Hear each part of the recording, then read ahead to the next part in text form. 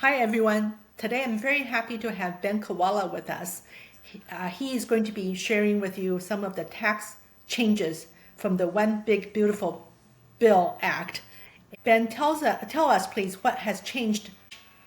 So the One Big Beautiful Bill Act, bit of a mouthful, I know. Um, it, to a large extent, expanded on tax changes that were implemented under the Tax Cuts and Jobs Act, which went into effect in 2017. So that act created a lot of new tax changes that were set to expire as of the end of this year. But the One Big Beautiful Bill Act made a lot of those changes permanent. Two of the most significant ones, as it relates to residential real estate owners for rental properties, is bonus depreciation. That means that you can deduct 100% of many depreciable items that have a 20-year or less depreciable lifespan. And then the qualified business income. So those were both extended. The bonus depreciation was phasing out. In 2025, it was supposed to be only 20% and then 0% in 2026. They retroactively bumped that back up to 100% for 2025 with a caveat that it went into effect January 20th of 2025. So if you bought anything in the first few weeks of January, then it would not qualify. That would still be 20% only. But for the majority of the year, things like improvements to land, fences, landscaping, new driveway, those typically have a 15-year depreciable life. Now you can deduct the entire amount in year one. Improvements to the structure of the property, like a room addition or roof or walls, that sort of thing, those still will be subject to the 27.5-year deduction that any residential real estate would be subject to. So that does not qualify for bonus depreciation. But other things like appliances and furniture and whatnot can qualify for this bonus depreciation. So the importance of that is that a tax deduction now is very likely worth more than a tax deduction later. In the time value of money, it's better to have that capital in your pocket now to potentially do more real estate investing. The caveat to that is that you may or may not be able to take full advantage of depreciation depending on rental loss limitations. And we can get into later about how you can bypass those limitations with things like real estate professional, short-term rental. But for people that do not qualify for ways to bypass loss limitations on rental real estate, the bonus depreciation might be limited accordingly. The qualified business income is 20% of your net revenue from your rental activities. It's not limited to rental. It could also be for businesses and other sort of pass-through income. But as it relates to real estate, it's 20%. And so you're actually showing a profit. If you're showing loss, then it's not benefiting you at all. But you have to be seen as a qualifying business. And the safe harbor for that with the IRS is at least 250 hours of work put into the rental property or properties. That does not need to be done all by you as a landlord. It can be done by independent contractors, property managers. It's just 250 hours of combined work between you and those that you contract to put into the property. It's easier when you have multiple properties because you can put, 100 hours into one, 100 hours into the hour, and other, and maybe 50 hours into the third property. That all aggregates together, and they could all be treated as one.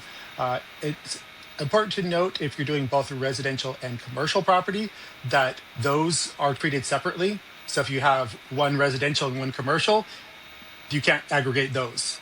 But if it's all one or the other, then those could be aggregated for the purpose of QBI.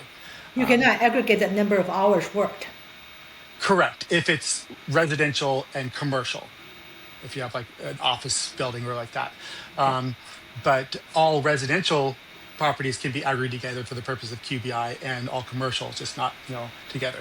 But if you qualify, then you get that 20% deduction, which could be substantial. If you have $100,000 of net rental income, that's a $20,000 deduction. And remember that deductions do not reduce your taxes dollar for dollar. But if you have a $20,000 deduction and you're paying 40% in taxes, then you're saving yourself 40% of that 20% in taxes, which can be $3,000. thousands. Yeah, so it's still definitely worthwhile. but don't confuse it with a credit, which can save you dollar for dollar. Right. Okay, so Ben, I just want to clarify this one big beautiful bill act, the Mhm. deductions, for example, the bonus deduction, that's for work done, for example, starting January 1, 2025. January 20th, 2025. Okay. So Yeah, after that point, if you have spent money on landscaping, on driveway, on fencing, that could qualify for bonus depreciation. correct. And do I need to have cost? Do I need to do cost segregation to do bonus depreciation, or I can just write You off the do entire not. amount? Now, cost segregation studies would be more important with the acquisition of a new property because you're not, when you buy a property, you're not, it's not broken down, how much did the fence cost, how much did the landscaping cost. So you're just paying a lump sum for the property. So traditionally, you'd be like, hey, I paid $1 million for this property. I am depreciating it based on that purchase value. So a cost segregation study will break down, a professional will come through and be like, okay, this is the amount that is attributable to these specific types of assets on the property. And you might determine that there could be thousands, tens of thousands of improvements to their property, which are eligible for bonus depreciation.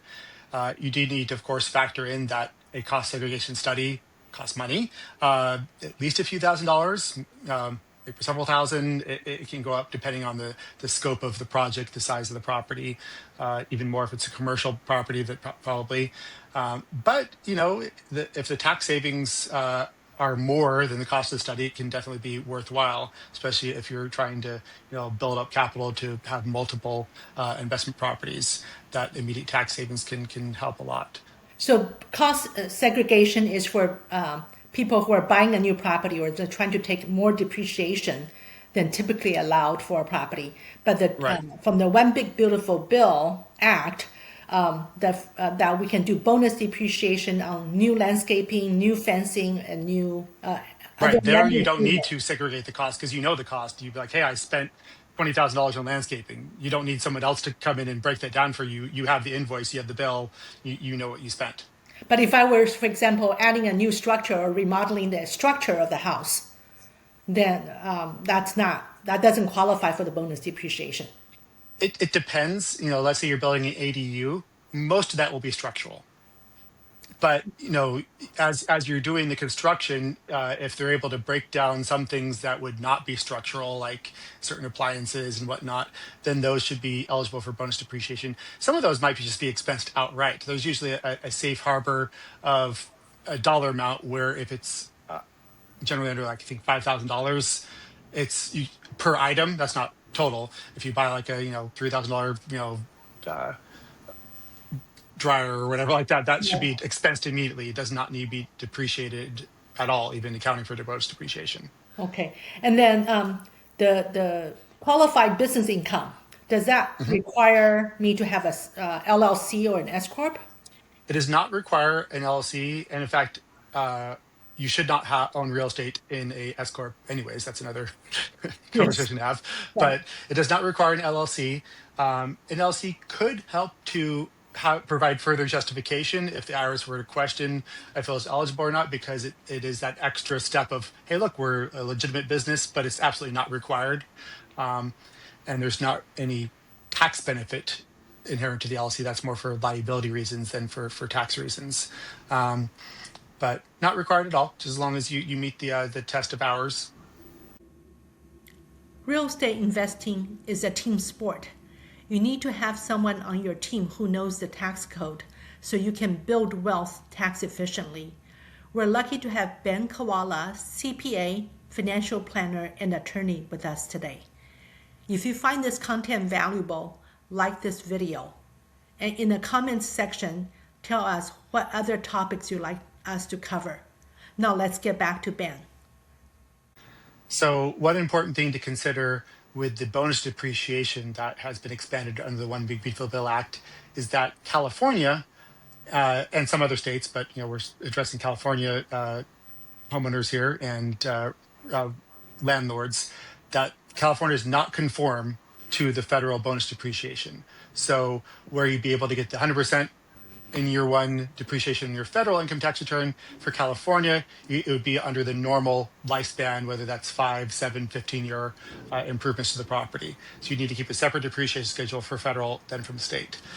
So it's not going to be the immediate tax savings for California that you get in the federal. Of course, the federal brackets are higher. You might be in the 24% federal and the 9.3% state. So you're still going to see a decent amount of tax savings, but just be aware that California is not conform with these bonus depreciation rules. So in discussing depreciation, it's of course important to also discuss depreciation recapture.